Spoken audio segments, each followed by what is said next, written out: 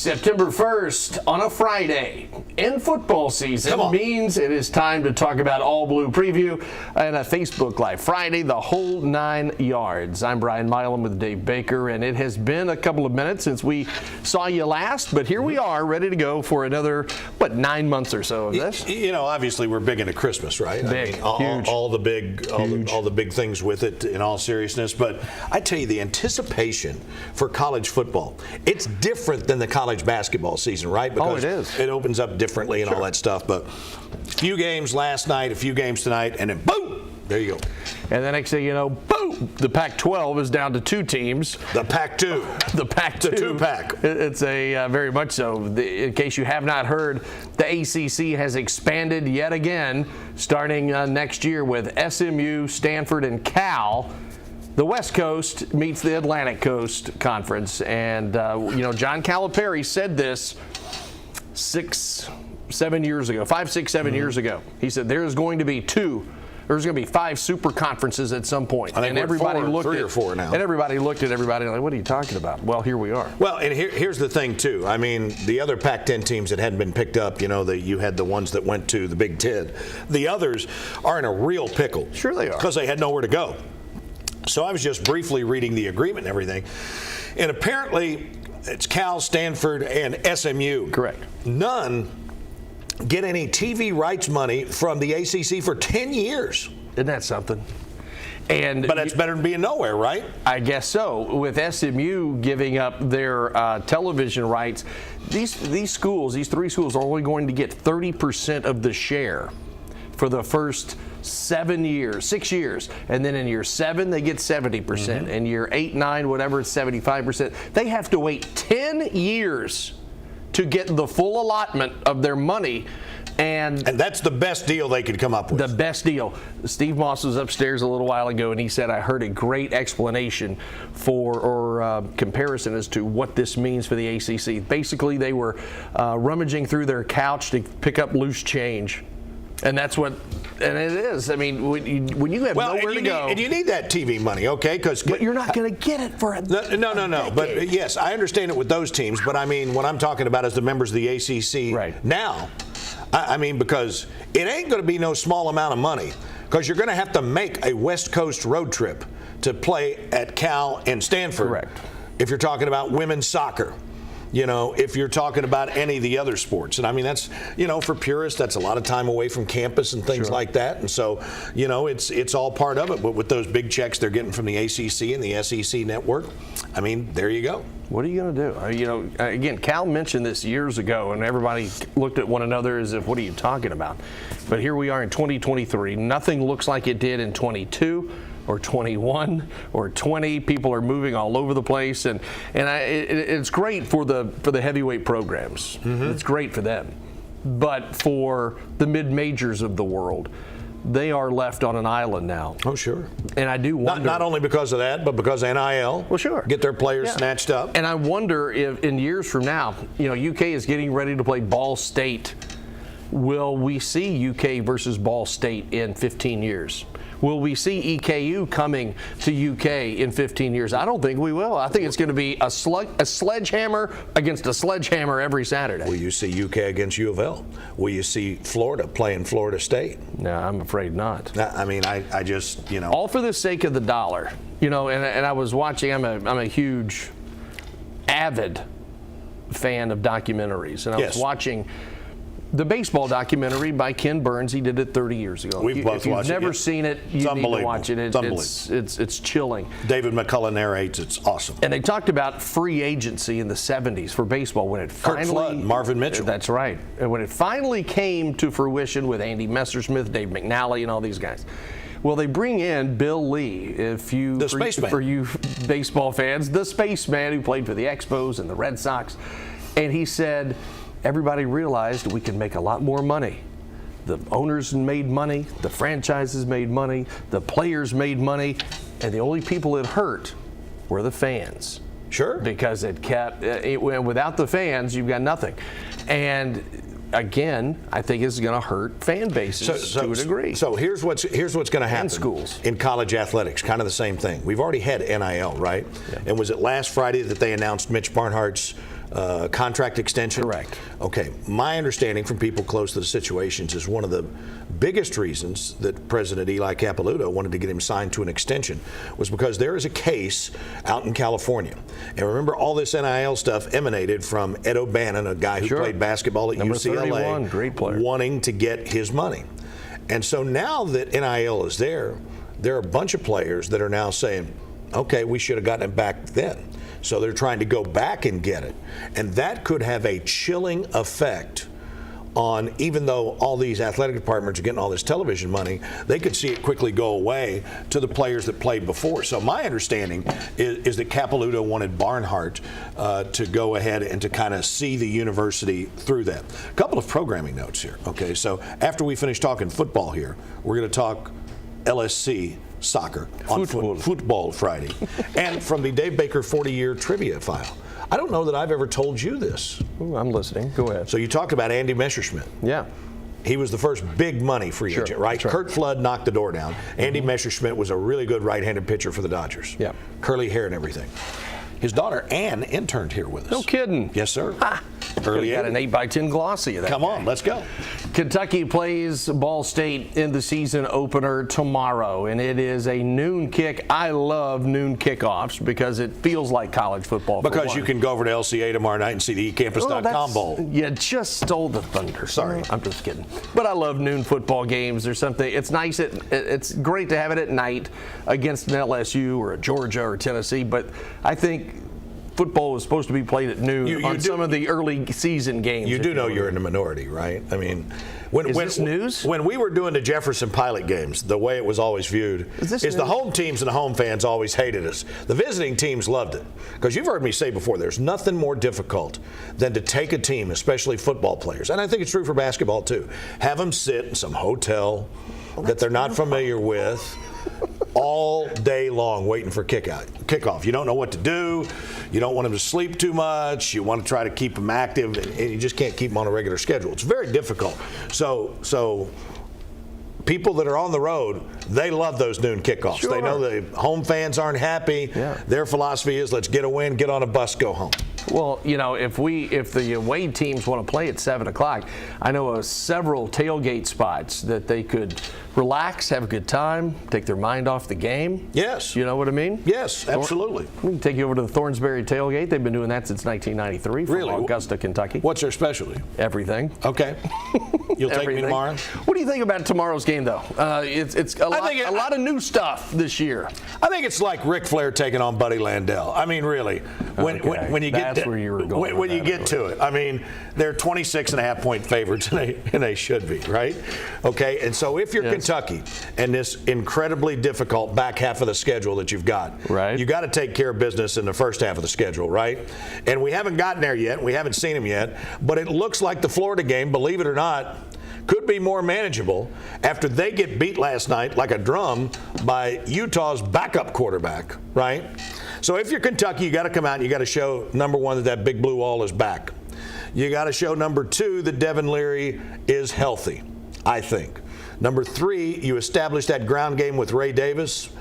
And the defense is going to be pretty solid, although there are some questions about the secondary.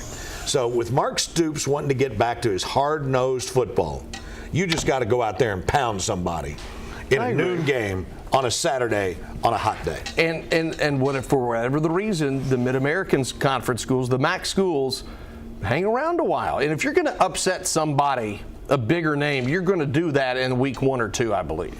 Yeah, I agree with you. It seems like it used to be the case more like back in the 80s, you know, when Central Michigan or Miami of Ohio would come in and, you know, play Kentucky within a touchdown or something, schools like that. A lot of people don't remember that Roy Kramer, the guy who started this trajectory with the SEC, the commissioner, he was actually the football coach at Central Michigan back in the day. No kidding. Yes, sir. You know, you talked about Ric Flair a minute ago, and Buddy Landell. I just happened to have the famous soundbite. Yes, go ahead. Show this to the people. It's hard for me to sit back here in this studio looking at a guy out here hollering my name. You started it, man. Spent more money on spilled liquor that he made all year long. Side of this world I'm sorry. Okay, we're going to stop Ric Flair. That's just awesome. Tony Schiavone in the house. I think Devin Leary, to see him play, everybody's compared him to Will Levis in terms of being a transfer, having a big arm, handles the media exceptionally well. Mm-hmm. Now he's got Ray Davis, handles the media exceptionally well, a mature guy. The one thing I love about the maturity or the transfer portal, the majority of the time, you're getting someone who understands That's right. what's going on. And he's got Liam Cohen back after 1 year hiatus to Los Angeles. Mm-hmm. And you know what? He's obviously got a different cast, but I've just always thought, and all the people that have been here in that offensive coordinator position of his, that he just has a really, I think it's a very unique feel for the game. He all these I shouldn't say all, but all these offensive gurus, they want to no huddle and speed it up, and we're not going to run it under one, we're going to pace it because I'm a guru. And a guru. But he has not only got a feel for when to speed it up when he sees that defense, tiring. He also knows when to slow it down. He knows when his defense needs a little bit of a break. He just has. I will compare it to, a lot of people have tried to classify UK basketball coaches, right? And I've always said, in my humble opinion, that I think Tubby Smith is the best in-game coach that Kentucky's ever had, because he just had that feel. Okay. I mean, when he knew that Duke was out of timeouts in that NCAA tournament game, and he just kept the hammer going, and he didn't take any timeouts himself. He wanted to. He did. But the assistant stop. And then it said, hey, don't. He goes, oh, yeah, brilliant. Right, right. But I mean, he knew when to do it, too. He knew adjustments to make and everything, and people can question other facets of his coaching, sure, and he's fine with that. But I think Liam Cohen is that guy. If he knows, he may be the only one to know that his quarterback's a little bit nicked, right? Sure. I'm sure he's got guys up there in the booth that are watching just for substitutions, because they do that so much in the NFL. Sure. And as soon as somebody comes in that secondary, you can bet your bottom dollar that next play he's going to try to take top off of defense. Almost every coach starts at a smaller school. Mm-hmm. And he was at Maine. And he was at Brown, I think. And he dealt, Ivy. Yeah, Ivy League. But he is one of those coaches, I think, that has not forgotten you have to start small. Right. Build that relationship. Hal Mummy at Valdosta State, he had to deal with players not as gifted as major Division I athletes. And so he can relate to them a little bit. And of course they had to deal with him, but that's another story for another day. But my point is, Liam does not outcoach the kids.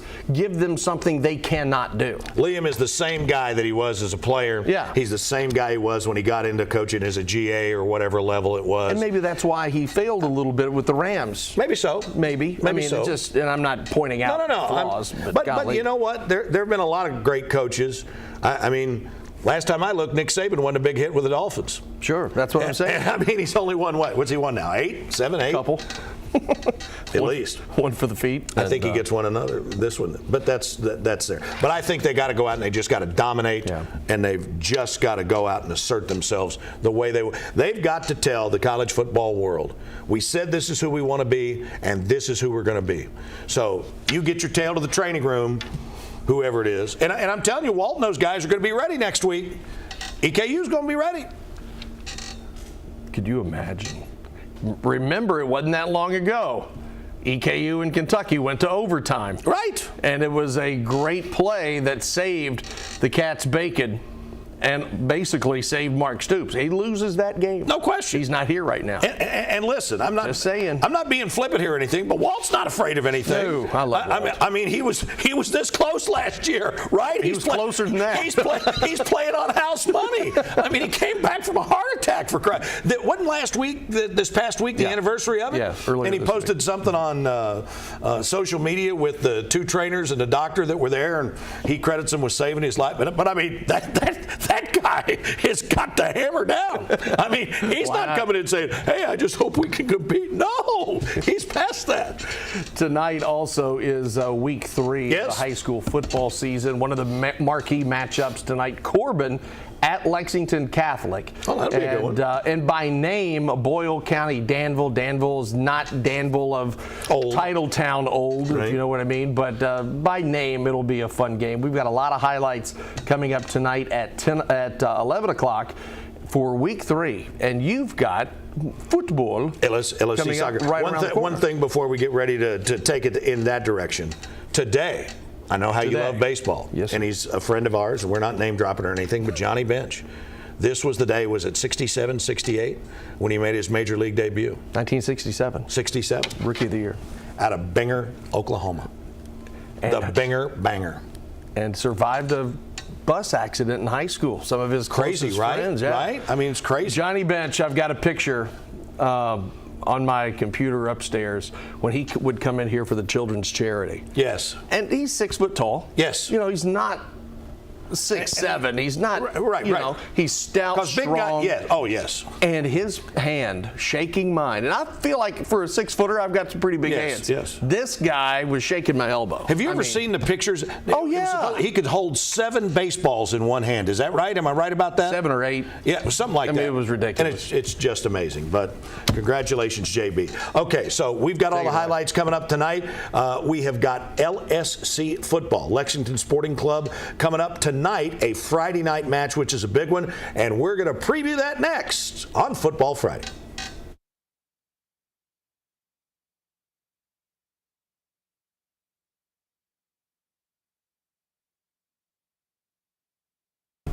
Welcome back in to another Facebook Friday as we get you set for Lexington Sporting Club action. It'll be tonight, not the normal Saturday night, but tonight, 7 p.m. over at Georgetown College's Toyota Stadium. The tailgate begins at 5, gates open at 5:30. First touch is at 7.